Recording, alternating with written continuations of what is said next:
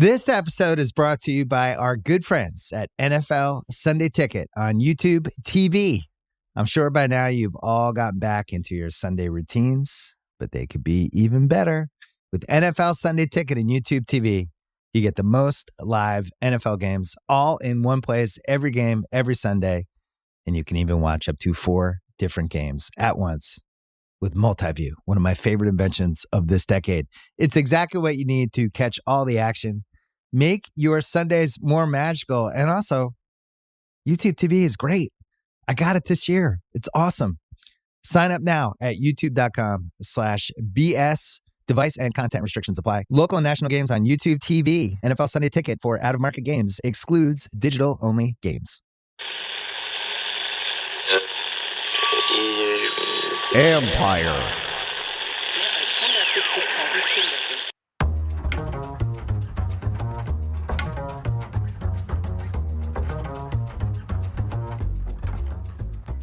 Hey, babies and babies, the babies and babies and babies, the babies and babies. Hi, everyone. Hi, everyone. Hi from Miami, everyone. Hi, everyone. Hi, everyone. Hi, everyone. How you doing? What's going on, Callow? I'm good. How's Miami? Hot, man. Like steam bath hot. Like you walk outside, you're dripping wet hot. Hot. Ew. Yeah. Ew. Yeah. As you're listening to this, I'm at the practice right now. So we're going to do a kind of a primer for the practice. I'll give you a review of it tomorrow.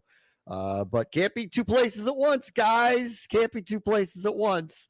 So it will have just started when you hear this. So they won't have done much by this point. So there'll be nothing to report anyway. Let's see. It is warm here. Checking out the weather. We'll see how it goes the next couple of days. We'll see how it goes. And we got a joint practice where I think things are going to be a little different this time around. At least I'm hoping going to be a little different this time around. One, hopefully the weather will hold out so it doesn't feel like a bust from that perspective. And 2, I am hoping to see what is something, a semblance closer to the offensive line that we expect to see week 1 against Tampa, protecting Jaden Daniels against the Dolphins. And let's see what that looks like in a controlled scrimmage. So that's what I'm hoping to see tomorrow. Yeah, I mean, it's going to help them, the more offensive linemen that get some reps here. I think last week that was the big disappointment, that these offensive linemen were banged up, and as a unit, it was kind of a mishmash and crappy weather. So, I mean, I would hope tomorrow goes a little bit better just to get the looks. I mean, it's really not even about the performance. It's just evaluating what you've got there. So if you need to have Jaden, run and, go to the outside quite a bit, just so you know that going into the season.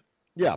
It is my expectation, and granted, like, we have to see what happens at the practice, and hopefully nothing, bad occurs, but it is my expectation that the quote unquote starting offense, whatever that exactly means at this point, is going to see more time than they did in New York. So I don't know. I haven't gotten word on exactly what that is, but more.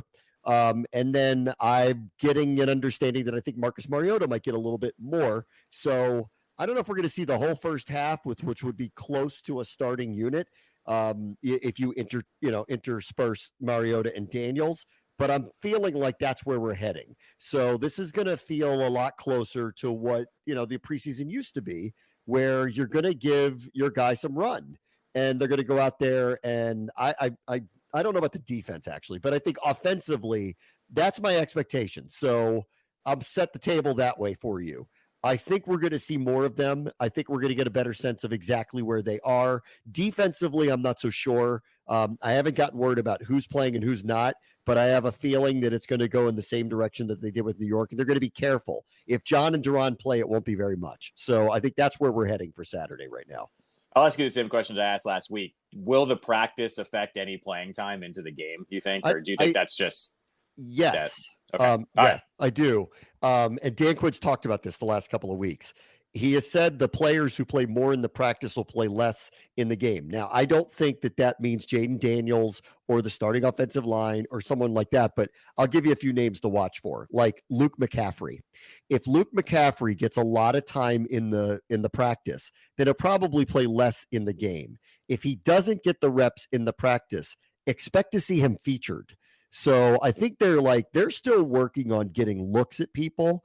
And there are a few that are really kind of sticking out, I think, this week that I want to pay attention to. And he's a prime example of one of them. I know a lot was made of, we talked about this yesterday with the Martavis Bryant signing. And like, honestly, I feel like there was an overreaction to it. I mean, here's a guy he hasn't played in the league in 6 years. And so I would just put it this way. He used to be good, like maybe he's good again. And maybe he has a role on this team, but everyone chill out. Just because they brought in him doesn't mean anything about anybody else, but they are test running some people. And he's one of the prominent ones that I'm watching this weekend is Luke McCaffrey, because he hasn't particularly stood out in camp at all. There's been a lot of storylines at that position group. Like Terry's Terry. He's an established number one. He's looked the part. He's totally locked in. Jahan, who I'll get to in a minute, like there's a lot going on here. I think some of this overreaction to Bryant was disappointment in what's going on with Jahan to this point, and people were linking the two, and I don't think that that's actually the case. I have a better understanding that the Bryant signing was because they're looking at a couple of players in different position groups. And that's why, like, you need to bring people in for position groups to compete at position groups. So Luke McCaffrey is going to be interesting to watch this weekend.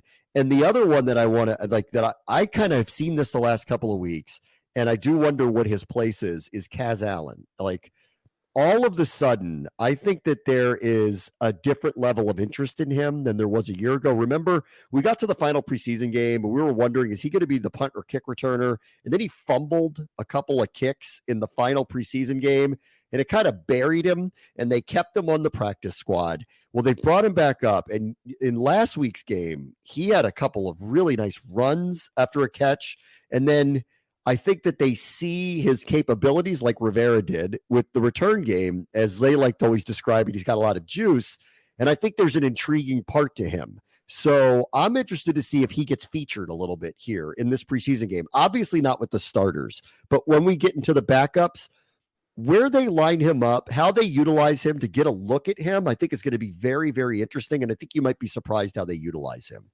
Well, as you know, Ron, the second you make a mistake, it's, you're just banished to the shadow realm, so to speak, So yeah, remember they set the bar really low at that point. They were like, we know Dax Milne will catch the ball. Yeah. Remember that? Right. That was like Yes. That was the bar for being the punt returner on the team a year ago was, well, we know he's going to catch the ball. And in fairness, I wasn't sure if Kaz was going to catch the ball. But if he does, he's got the kind of special skill that got him a look in the first place. And this let me just say, this group is intrigued by him again. He did show some juice on offense. So is he vying to potentially steal a roster spot somewhere as a kick returner? Well, they got to find something else for him to do. Watch closely on Saturday, because I have a feeling they're going to purposefully put him in some interesting positions on offense to see how it looks and how he functions in these spots. You're saying Kaz Allen, preseason hero, incoming. I'm saying if he either pops off a return or does something on offense out of a position you don't expect him to be in, then I think you can get a pretty good hint about like whether he's got a real shot to make the team or whether he's destined for the practice squad again. I mean, that's what I would say. With McCaffrey, I think they want to see him do something. Like, he's in no danger of not making the team. He's a third-round pick, and he's got this crazy football lineage. He's not going anywhere. But I think they're hoping for a little more out of him, and we're in a competitive spot. And so I think he's going to be featured a little bit here. I think they're going to give him a lot of run, not unlike they did with Dotson, and see what happens. And with Dotson, like when Bryant was signed, people started to try to put two and two together. I don't think it's a real connection. Honestly, I think they're taking a run with take a shot on this guy. See what he's got left in the tank. Doesn't hurt. So you do it for a week and a half. You have a couple preseason games. He finds the magic again. Then you keep him around in the practice squad or better. And if he doesn't, oh, well, whatever. So he ends up getting cut, and you've had him in camp for a couple weeks and you got to see your offense for a little bit. Like, no harm, no foul. Dotson seems to be linked to this because Dotson hasn't necessarily stood out. If you watched like a number of the early reps in practice and early reps in the games, Zacchaeus is playing in the slot. You've got Terry, you've got Diami. Where does he fit with all of this? And the question, I don't know, honestly. And then Ben Standig, like, put on his podcast, he's like, let me throw a crazy thing against the wall. Let's see if we can help San Francisco facilitate a trade for Brandon Ayuk, not for Ayuk to come here, but to give back what San Francisco wants to get draft capital back here.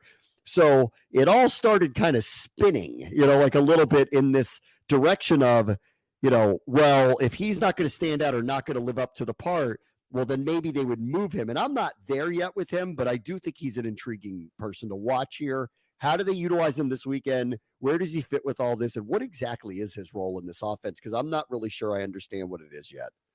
No, I mean, that's a great point. I kind of was thinking about that on my show yesterday. Was the San Francisco thing is getting weirder by the day, that they are ready to move on, but they're not ready to move on because they clearly can't get a wide receiver back. And now it's really it really feels like they are trying to get a third team to join in so they can get that veteran wide receiver or just a receiver, I guess at this point. And because they're doing the thing where they're ready to break up. We see it. The pictures on Instagram have been deleted, but they're still living together. They're waiting for the next person to come along to take them off their feet, essentially. And that's what I feel like's happening here. Could they be that team? I don't know, but I do know that San Francisco has been very calculated in all of this. And it wouldn't surprise me if that was what they're kind of waiting for. So that's a good point. I think it's a really good point. I thought it was an interesting way to go. I'm not there yet. And it leads me back to really just a larger point here that I think people really need to think about here. You have to remind yourself that this is year one. It's year one. Yep. So all of these things that are happening don't necessarily have nefarious outcomes attached to them. They legitimately could just be look, this is our first go with literally everybody here. Just because we feature somebody one week and don't feature somebody the next week doesn't mean we love or hate them or anything more. We're not swiping right on everybody all the time. You guys are the ones that are doing that, and you need to slow down and let us go through our process. I was talking about this the other day with you. I'm learning Dan Quinn's language, because you have to learn how they speak, because they're not I actually think he's actually way more clear in his communication than Ron ever really was. He's less vague, honestly. That's interesting. It really is. I mean, if you listen to him, and I do appreciate this about him, because I would rather you just don't make me guess. Just stop making me guess. I mean, There's some things you can't tell me, but stop making me guess. With Ron, it was always some kind of riddle. And then the riddle, he'd get mad when we got confused about the riddle. It was just stop making it a riddle. Just tell me what's going on. With Quinn, it's not that way, but he's not going to flatly, bluntly say something. But if you listen closely, you'll hear what he means by these things. And I've heard this the last few days. He's not frustrated by some of the questioning. He's learning us as we're learning him. And I think he just keeps trying to reiterate, guys, I'm in year one here. We don't know all of these people that well yet. We're testing them all out in different ways. We're trying to find out what they're best at. We are going to make decisions. But every time we move this guy here or that guy there, you guys think that we're making decisions about them, and we're not, So I really do believe that this is, and it's not, I don't get the sense he's overly frustrated by it, but I can hear it in his tone a little bit now, where he's kind of you keep asking me about these things, and I keep just trying to tell you it's training camp 1 with an entire new team. You got to give us a minute to find out what's what here. And if we're going to experiment with people, isn't that what you want us to do? And stop making decisions on our behalf is kind of what where I'm at with it. Well, with Quinn, he's got to realize he's dealing with the, PTSD, media, ex-girlfriend, been treated terribly, things look normal. We have to ask all these questions because we have to ask them. I think he needs to feel that out as well. Everything gets questioned here. And I think especially, too, going off of the last regime, Ron would get pissed at times, but where Ron, the worst part about with him is he would answer the questions just to answer the question. And then when he'd get called out later of hey, but you said this. Yes. He'd get all mad and flustered because it'd be God forbid we circle back around with you. So I think Quinn's feeling it out too of I'm going to say the right thing here so you guys don't come back later as well. And I think that's smart on his behalf. I think part of it is, and this is when coaches come up here, and I think for Quinn, probably in Dallas, there's no better training ground to take a head coaching job anywhere, because there's no more scrutiny than on that team. Just in general, you're going to hear it from all corners.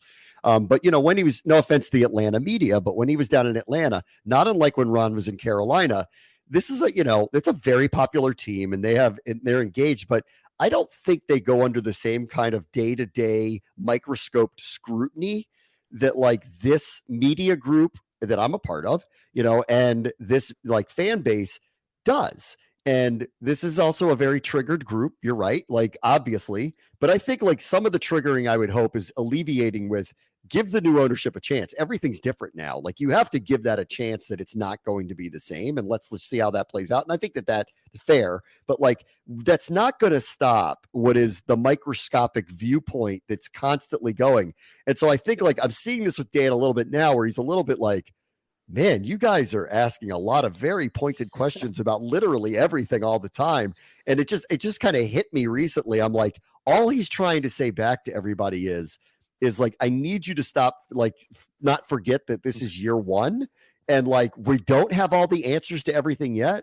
We need to go through a process, whether it's with this quarterback, whether it's with our offensive line, whether it's with Jamin Davis, whether it's with Emmanuel Forbes, whether it's with our receiving core, like, you have to let us go through that. And then next year, maybe you could ask some more of these, what does this mean for Jahan? Or what does this mean for Jamin?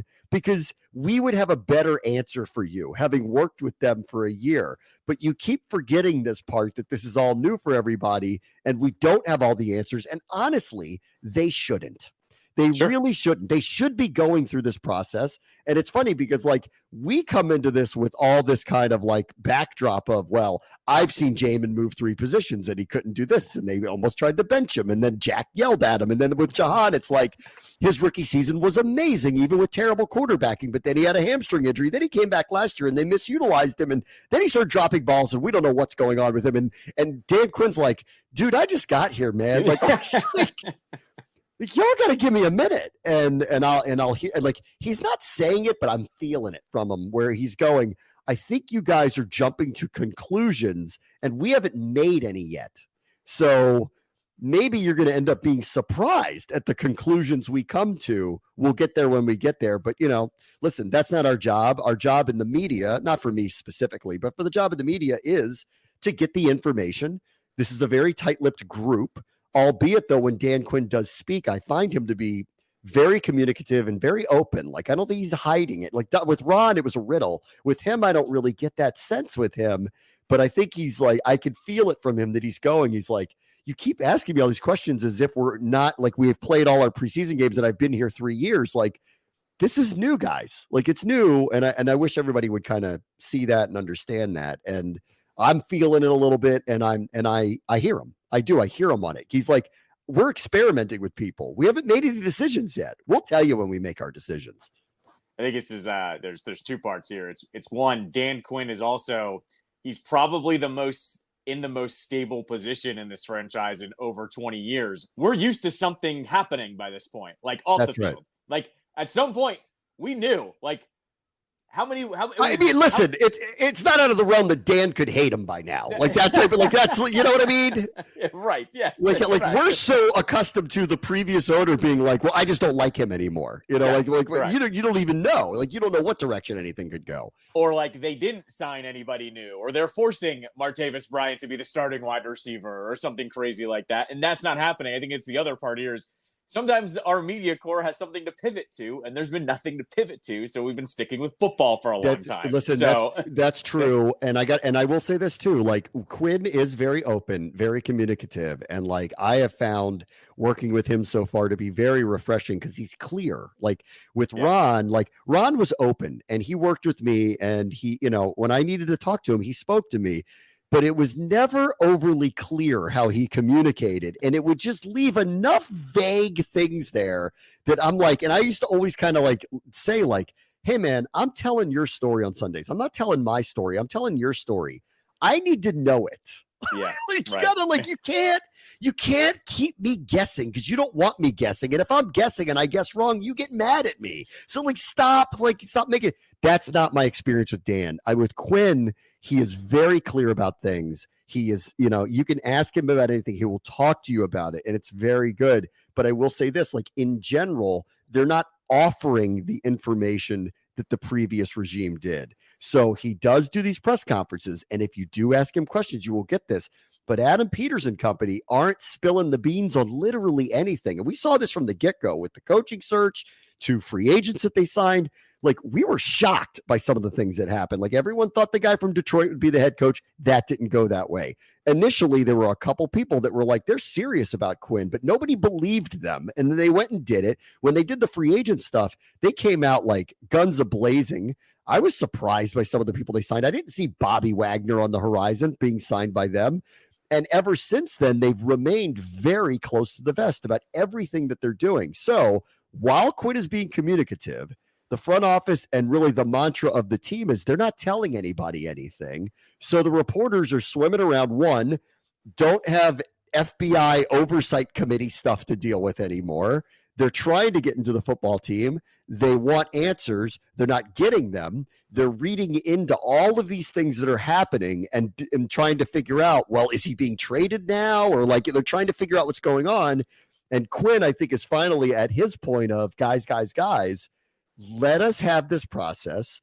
Don't overreact to everything. Like we're not like just because Jahan played with the twos today doesn't mean we're cutting him. Like you need to chill out a little bit. Like just because Forbes was on the unofficial depth chart as not a starter doesn't mean he won't start in the game. Like you guys need to just calm down. But that's not what we do, obviously. But like, I think like, and that's why I keep going back to what's occurred to me this week, especially after the Bryant thing, because I thought the reaction to that signing was just way over the top. Like just, I was like, they brought in a guy who used to be good, who might, bring a spark and has a skill set that they don't have, but he hasn't played in 6 years. Why would you think that means anything more than just bringing somebody in to compete for a couple of weeks? And we'll see how it goes. And if they find lightning in a bottle, they'll sign him. And if they don't, they'll cut him. I mean, like, it doesn't mean anything for anybody else, but people overreacted looking for something. And I think we need to stop overreacting and let things happen a little bit here, because I think the coaching staff is telling you that by the way that they're acting. Like their decisions are not like Ron's, where they felt very pointed or purposeful. Their decisions right now, in my point of view at this point, is they're just testing people out because they want to get the answers before they make any real final decisions. And I think that's a healthy way to look at this. They're not walking in here saying we have all the answers. Like, think about that for a second. They're not what Ron walked in here and told you he knew everything. That's right. They're not doing that. They're walking in here saying, we know we have weaknesses. We know we have some young players we need to figure out how to develop, specifically the quarterback. We have some carryovers that might have to do something different because we feel like they'd be better in these positions. Let us have this process and find out who's right, who's wrong. Just chill out. Let us have a year one process and stop putting a microscope on everything we do and trying to figure out what the meaning is behind it. There is no meaning. We're just trying to put a team together here without coming in with a preconceived notion of who does what. As the kids would say, they're just vibing. They're not, it's nothing serious. They're vibing. They're just vibing. They're just, I really feel like this week was the epitome of, and this is where I would say back to the team, right? I would say this back to the team. I appreciate that you guys are keeping things close to the vest. I think good organizations do that, but you do need to feed the media some stories sometimes. Otherwise, they chase their tails, and you don't want them to do that because sometimes they chase it in the wrong direction. Right. So that's the only little piece of, institutional advice of someone who's been literally in the media core of this team for a long time and now has this position and is seeing what's happening and sitting there going, I think I know what's up, but I also get more conversations with you guys than you give them because of my position.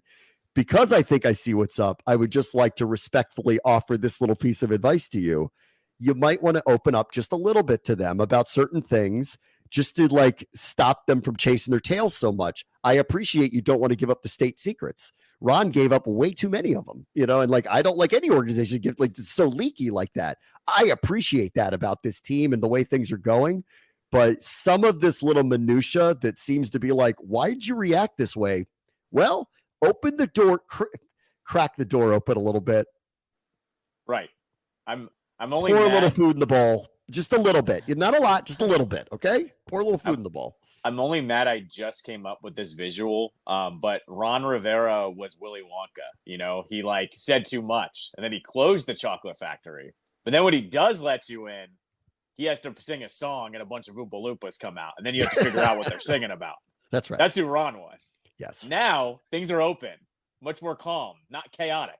Not chaotic. But as you were saying too, it's like it's quiet, but it's too quiet now. And it's now too quiet. Everybody's digging for stories because they have to. It's their jobs. But for once, this franchise doesn't have anything to talk about. So that's the problem now. They don't. Well, they do and they don't. And like, yes, day to day, day to day, they don't. Right, day to day, they don't. So that's a good thing in a lot of ways. That's a really good thing. That's the sign of a healthy team that's focused on football and not on all this other rigmaroles that have been going on forever. And that's really refreshing. But there is some tail chasing that's going on here. Yeah. And this is why I think some of these overreactions are occurring, because they're not being open. That said, I do think Quinn has been really great in these press conferences.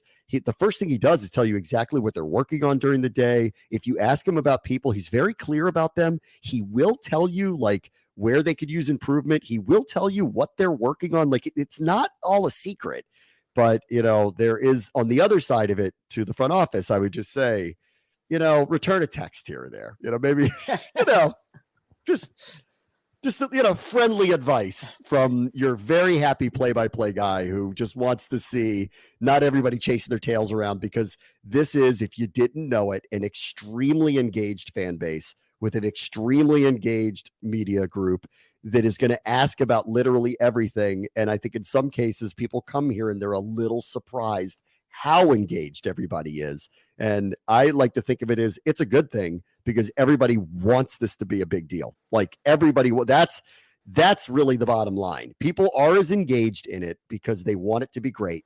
Like that's the reality of it. Hiding most things good. Hiding everything, just it's the equivalent to I see your phone is on do not disturb. I totally get that. I'm still going to text you. That's right. It's 14 hours later, though. I know you've been on your phone in that time frame. Text me back. That's right. Just text one me of back. those ones. I saw you read it. I saw you read it. That's right. Yes. And I also think really the larger point is I really do believe that this coaching staff is literally just going through a year-one process, and don't lose sight of it, because I think that's what's, and they've made some determinations, but not a lot of them. And each and every day and week, I learn something new about a different player that they're looking at. And honestly, it comes from a place of, we actually want to see if they're capable of doing these things, because we want to put them in the position of things that they're great at. And that's refreshing. I want to hear that from the coaches, and I'm glad that this is the way they're looking at it. And the problem is everybody's writing a story. Well, they put them doing this thing, and now they got to make a decision tomorrow. Well, no, they don't. No, they don't. So we'll see. I'll have a full recap of the practice tomorrow. Let me take a quick break. Bram and Callow, ESPN 630 Sports Capital.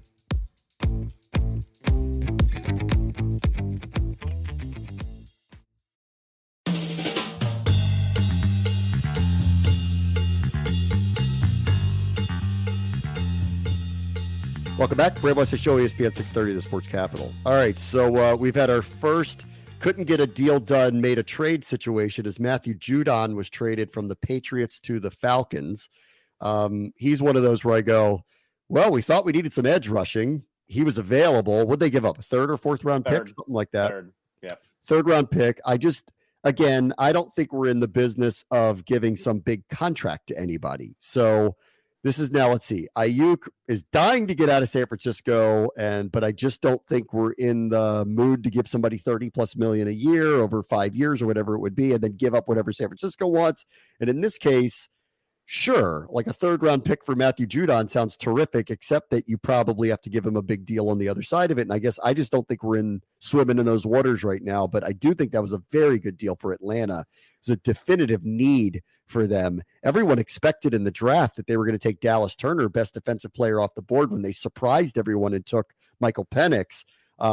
So I think this is a little bit of a make good for the defensive side of the ball, and Raheem Morris, and third round pick, and throw a little money at him. I think it's a good deal for Atlanta. It's a definitive necessity for them. And honestly, I think New England's going to have one of the worst records in the league this year. So I don't think it's a big loss. Like when you're in that type of position, I would never advocate signing anybody of advanced age at all to any kind of length deal unless he's like some kind of all-time player for you and you just don't want to see him play in another jersey. That's not Matthew Judon. So I think the right thing happened here. No, I agree. And with Atlanta too, like they're in a little bit of we need to kind of get this roster set, because whether it's Kirk, whether it's Penix, they need to kind of know what's going forward.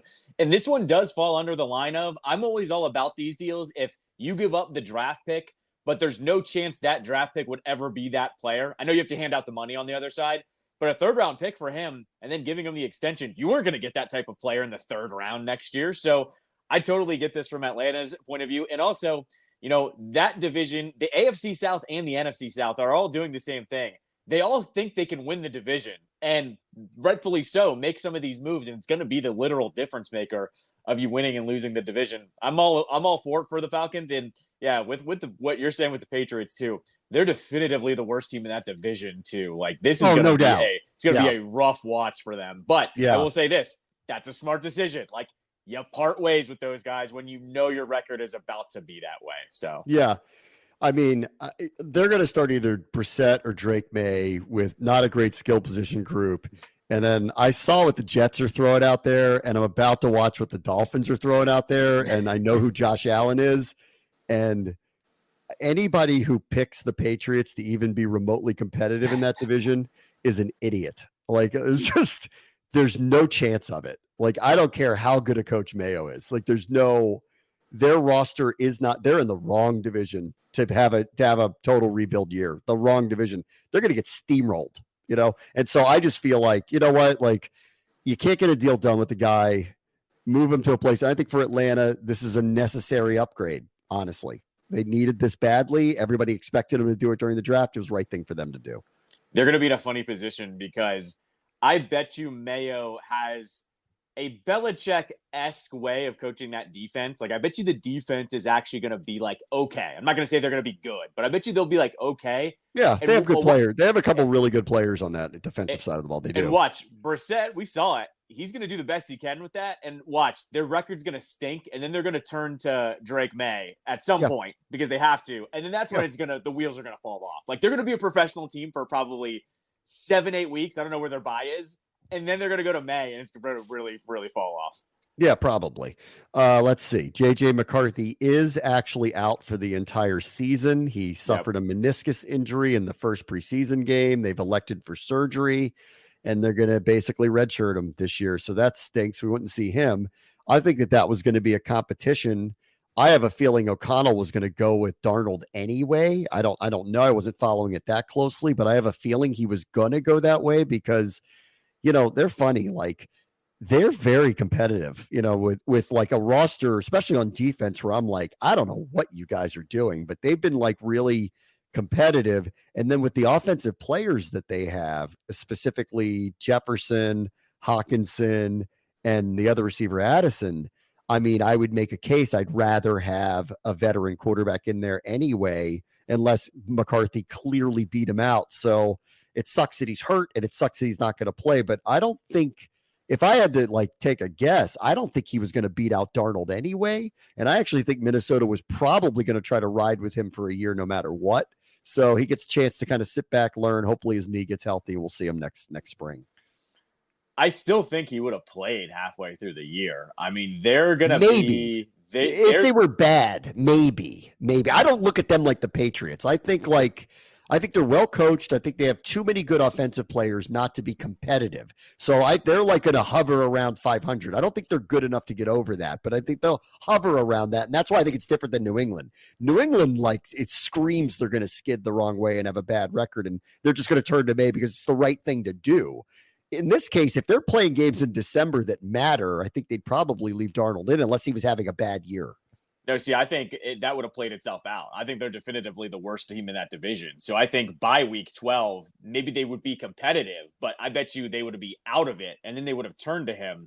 And then I think this is like the kind of the biggest problem with them, though, is this is going to be a year where maybe he gets 5 or 6 starts, right? Like, let's just call it that, 5 or 6 starts. And you get to evaluate them. Now you lose a year of them. You don't even get to evaluate them.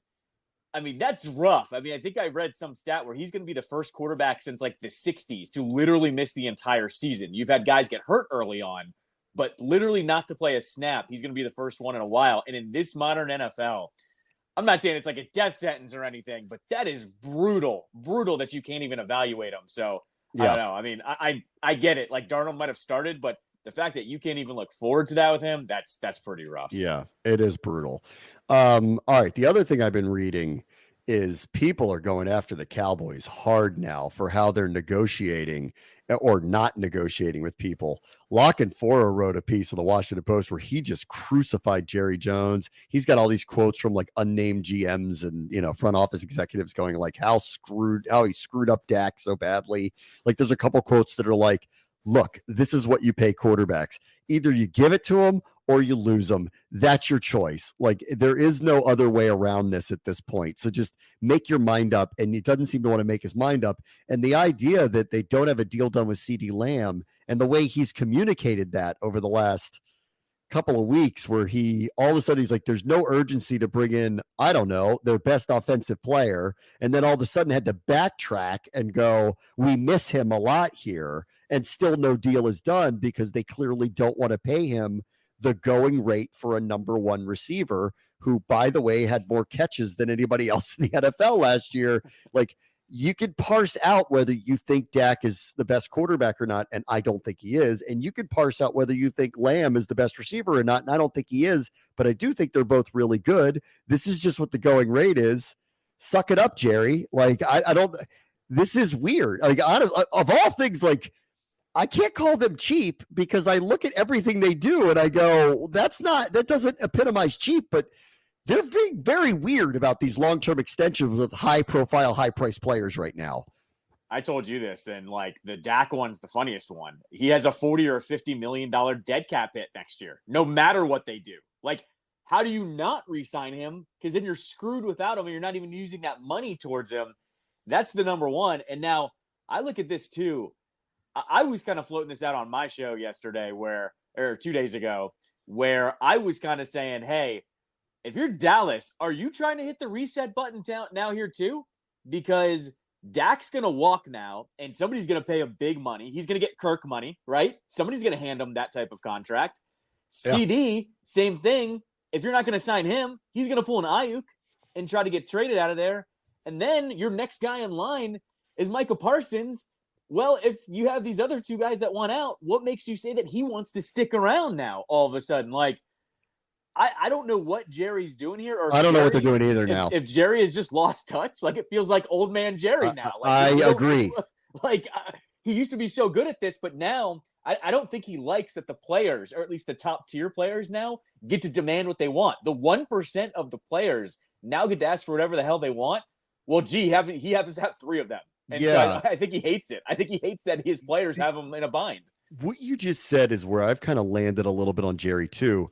He seems to have lost his fastball, like big time. Like the last couple of years we were making fun of. Remember he showed up on that one radio show and he was like, I ain't got time to jack with you. And like, I was like, what's going on? Like he's always been on point. He does all these interviews. I think we need to watch him because like something ain't right. Like there's some slippage going on here. Maybe it is a little bit like, I don't want to pay these guys this amount of money. I don't know. I don't know what it is, but it seems odd and beyond off-brand for the Cowboys to be the team that are staking out positions with all of their star players now, all of them, with the exception of Diggs. They paid him, right? Yeah, they paid him. Sure. But in recent years, he and Zach Martin are kind of it. They like reluctantly gave Dak the money the first time. I don't know what the holdup is with CeeDee Lamb. He's just going to get 33 to 35 million a year, period. Someone's going to give it to him. So I don't know what you're waiting for. They don't have a running back anymore. They didn't want to pay Pollard. I mean, I guess I kind of understand that. They let Schultz go. I understand that. Like they know they got to pay Parsons. Everyone else on the defense, who's making a ton of money there now? So I don't know what's up. Like something is definitely off with what's going on with them. Something's off here with that. 2 points here. One, the Eagles are the Cowboys now. They signed their guys. They went after Saquon. They make trades. They do all the things the Cowboys used to do. And like, go for it, right? Like, I think it's the weirdest thing with Jerry. He's not going for it. Like, no, they could. He says he is, but he's not. He could have signed Saquon to that contract. He could have signed Derrick Henry to a contract. Like, how does he not just go after the number one running back? Right? That's what No Jerry kidding. does. Instead, they're going to sign Ezekiel Elliott again and just hope that he like is a nostalgia signing. Right? The other part of this is I think we need to revisit my theory. I think Jerry knows he doesn't have to win a Super Bowl and the Cowboys can be the Cubs. Maybe not on the same level, but he knows. Hey, guys, you just need to make the playoffs, and that's all we need. And if Stephen A. Smith's making fun of us and all these wrestling bits, they're pro wrestling. I'm telling you, man, I think they've gotten it down to a T down there that they're so popular and like they're just kind of content with being good to great. And like this is what explains why they just keep taking away. It's the third year in a row the roster's gotten worse, and no one can figure out what they're doing. I can't figure it out either. I was like on his side a little bit. I'm like, I understand some of this stuff, and now it's getting to the point where I'm going, wait, aren't you the Cowboys? Like, what? What's going on, guys? Like, why don't you want to sign any of your guys? Like, what? Well, and every team figures this out too. Oh, things aren't going well with CeeDee Lamb. Go sign the other guy, and your fan base all of a sudden will be like, yeah, that's right. Go sign Parsons. Like, that's what I don't actually understand here is they could go in any direction just to let their fan base breathe a little bit. And instead, all three of them, not Parsons because he's not holding out, but he knows it's coming. The other two, he's just letting it ride. I can't believe he's doing it. Like Dak is in the best position in the entire NFL. He doesn't care what team he plays for next year because he knows he's getting paid. Yeah, I don't get it. All right, let me take a quick break. Ray wants to show ESPN 630 Sports Capital.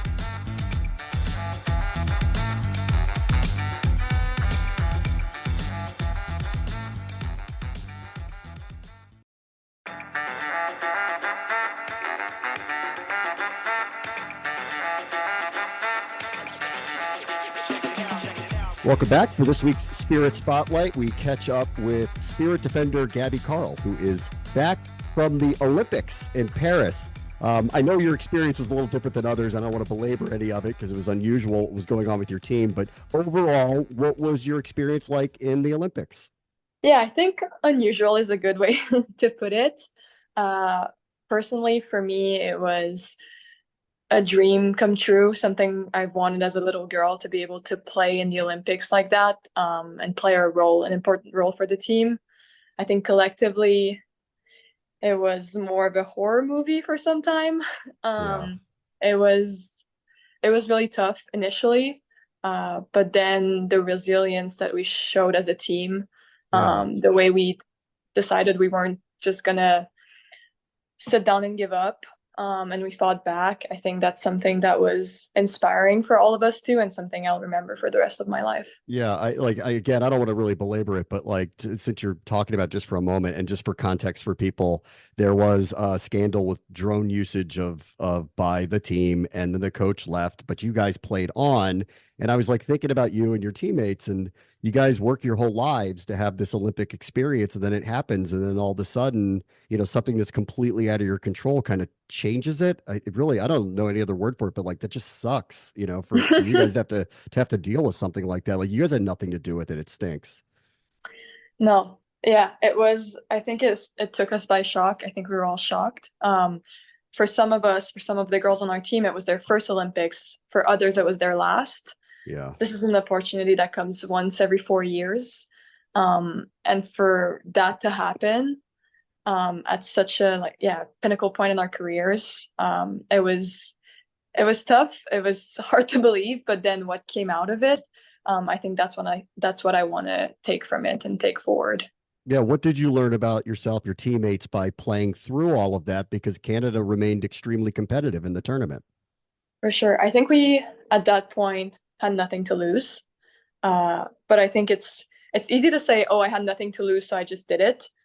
We still had to do it. Our backs were against the wall, and I think it would have been easy to just be like, well, we're not getting out of this one. It's not our fault, and we'll just go home, But I think we all had a sense of duty towards one another, towards the ones who were going to be there for one last time and the people that were there for the first time. I think all together we knew that we could make something, beautiful out of this.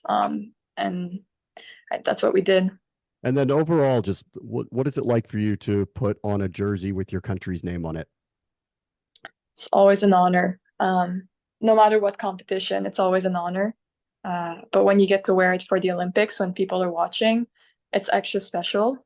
It's hard to describe. It's because at the end of the day, it's a soccer game, it's a soccer tournament, but it also is so much more than that, and it also means a lot more to the people back home, and to be able to play for them, for my country, is something truly special. All right, last thing about the Olympics. The United States came in semi as an underdog, and so I think it's a little surprising that they ended up winning the tournament, but they did so, and four of your teammates are going to come back with gold medals for their experience over there. What did you make of the tournament as a whole and the United States winning it? Yeah, I think I truly am happy for them, for all of them. However, it is hard, I think, as a competitor, Yeah, to not be the one coming back with the gold medal. There's that reality that I'm not going to hide from, but having lived it in Tokyo, winning gold is, oh my God, it's there's no word to describe it. And I'm happy that they all get to experience that, because at the end of the day, they are my friends and I care about them. yeah. Last one on this. Trinity Rodman had just an outstanding tournament. I think you play with her, and we get to see it because we're close to watching the Spirit play it. At really how special of a player she is, but to do it on that stage, it must be something. It must be something really special to watch and see happen. For sure, and that's not something that just happens, this is something that you prepare for. This is something you work for. And I knew she was ready for it. The way she is, the way she's been training, how much she cares about training, how much she cares about getting better, and the performance she's put in the league. I think when you play like that, then you set yourself up for a performance like the one she had at the Olympics. And I'm really happy for her. All right, let's talk about the Spirit a little bit. You guys are back together. You're going to have a friendly this weekend against Arsenal. What are your kind of expectations as everybody gets back into the States and the team starts training together again? Yeah, today was my first day back. So I'm everything's kind of fresh for me. A lot of new faces at training. But it was really great to see everyone. I think for the Arsenal game, I just think it's an amazing opportunity for us to go out and play against Arsenal, which is a team from the English League, which is a very dominant league in women's soccer. So for us to go against them, measure ourselves against them, is just, I think, a great opportunity. And then it prepares us for our game against Kansas, which is rapidly coming up. Yeah. I think we won't get a lot of time to prepare for that, considering that, a lot of our players won gold at the Olympics and will only be back in a week. But I think with the players we have right now, it's good to get that test against Arsenal, and it's good to prepare right now.